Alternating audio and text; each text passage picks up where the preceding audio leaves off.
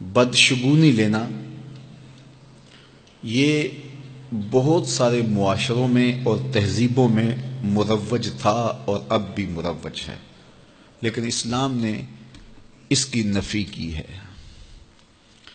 بدشگونی کیا ہے؟ کسی دن کو، کسی جگہ کو، کسی شخص کو منحوس خیال کرنا۔ بعض لوگ جانوروں کے بولنے سے بدشگونی لیتے ہیں کہ الو بول پڑا ہے تو یہ کام ہم نے نہیں کرنا، بلی نے راستہ کاٹ دیا ہے تو یہ کام ہم نے نہیں کرنا۔ اسی طرح بعض اشخاص کو منحوس خیال کیا جاتا ہے کہ بعض لوگ منحوس ہیں۔ عموماً بعض خاندانوں کے اندر کسی عورت کو منحوس خیال کر لیا جاتا ہے اور پورے خاندان کے لوگ اس کے بارے میں یہ رائے قائم کر لیتے ہیں کہ یہ منحوسہ ہے، اور یہ اگر صبح صبح اس سے ملاقات ہو گئی تو پھر سارا دن خراب گزرے گا۔ تو یہ ایک تصور ہے بدشگونی کا جو ہماری معاشرت کے اندر پایا جاتا ہے۔ جاہلیت کے زمانے میں یہ ساری چیزیں موجود تھیں۔ آقا کریم علیہ السلام تشریف لائے تو آقا کریم علیہ السلام نے ان ساری چیزوں کی نفی کی اور اللہ پر توکل کرنا، اللہ پر بھروسہ کرنا سکھایا۔ علماء کی صحبت میں بیٹھنے والے لوگ کافی حد تک ان چیزوں سے بچے رہتے ہیں۔ عام لوگوں کی زندگیوں کے اندر یہ چیزیں موجود ہوتی ہیں۔ جاہل پیروں، ملنگوں اور یہ بنگیوں چرسیوں کے پاس بیٹھنے والے لوگوں کے اندر تو کوٹ کوٹ کے یہ ہندوانہ چیزیں رچی بسی ہوتی ہیں۔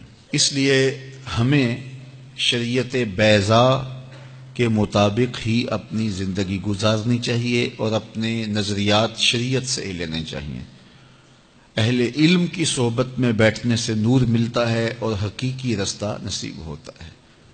تو کسی کو منحوس قرار دے دینا یہ ہماری اپنی اختراع ہوتی ہے، ہمارا اپنا وسوسہ باطن ہوتا ہے۔ حضور نے ارشاد فرمایا ایک تو متعدی مرض نہیں ہے، اگر میں اس کے پاس بیٹھا تو یہ مرض مجھے اس سے لگ جائے گی۔ دوسری بات ارشاد فرمائی ولا حامتا، الو کا بولنا کوئی معنی نہیں رکھتا، اس کی آواز کوئی معنی نہیں رکھتی۔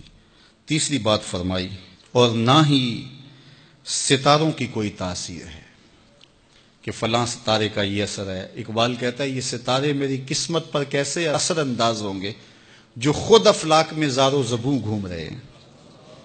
وہ بعض کہتے ہیں ہاتھ کی لکیریں کام کرتی ہیں، جی یہ تیری ہاتھ میں فلاں چیز کی لکیر ہی نہیں ہے، فلاں کی لکیر ہی۔ وہ بیٹھے ہوتے ہیں نا فٹ پاتھ کے اوپر پروفیسر بابا جو قسمت کا حال بتاتے ہیں اور 10 روپے لیتے ہیں، تو وہ بتا رہے ہوتے ہیں تیری قسمت میں یہ ہے، تیری قسمت میں یہ ہے، تیری قسمت میں یہ ہے۔ وہ کسی نے کہا قسمت تو ان کی بھی ہوتی ہے جن کے ہاتھ بھی نہیں ہوتے۔ تو یہ لکیروں میں قسمت کو تلاش نہیں کیا جا سکتا۔ جب بچہ شکم مادر میں 120 دن کا ہوتا ہے، صحیح حدیث میں آتا ہے، فرشتہ اس کی عمر بھی لکھ جاتا ہے، اس کا رزق بھی لکھ جاتا ہے، اس کا شقی و سعید بھی ہونا لکھ جاتا ہے۔ لکھ دیا گیا، قلم اٹھا لیے گئے اور صحیفے خشک ہو گئے، اب کوئی نہیں لکھا جائے گا۔ تو جو شکم مادر میں لکھا گیا۔ اور چوتھی بات اللہ کے محبوب نے فرمایا کہ سفر کچھ نہیں ہے۔ یعنی کچھ لوگ کہتے ہیں یہ جو سفر کا مہینہ ہے یہ بہت ہی سخت مہینہ ہوتا ہے اور ان دنوں کے اندر سفر نہیں کرنا چاہیے، ان دنوں کے اندر شادی نہیں کرنی چاہیے، ان دنوں کے اندر اگر شادی کی جائے تو وہ شادی کامیاب نہیں ہوتی، اس لیے کہ یہ مہینہ منحوس ہے۔ میں آپ کو بتاتا ہوں کہ اس سفر کے مہینے میں سیدنا علی کی شادی حضرت سیدہ فاطمہ سے ہوئی ہے۔ بتاؤ اس سے کامیاب کوئی شادی ہو سکتی ہے؟ کوئی کہتے ہیں جی اس مہینے میں اگر شادی ہو تو اولاد نہیں ہوتی۔ حضرت علی اور سیدہ فاطمہ کی شادی ہوئی ہے، حسن اور حسین پیدا ہوئے ہیں، ایسے کوئی بیٹے تو لاؤ زمانے میں۔ حضرت زینب رضی اللہ تعالی عنہا اور حضور کی شادی ماہ صفر المظفر میں ہوئی ہے۔ اس لیے ہمارے علماء اس کو خالی سفر کا مہینہ بولنے کی بجائے صفر الخیر یا صفر المظفر کے نام سے پکارتے ہیں، یعنی کامیابی کا مہینہ، خیر کا مہینہ۔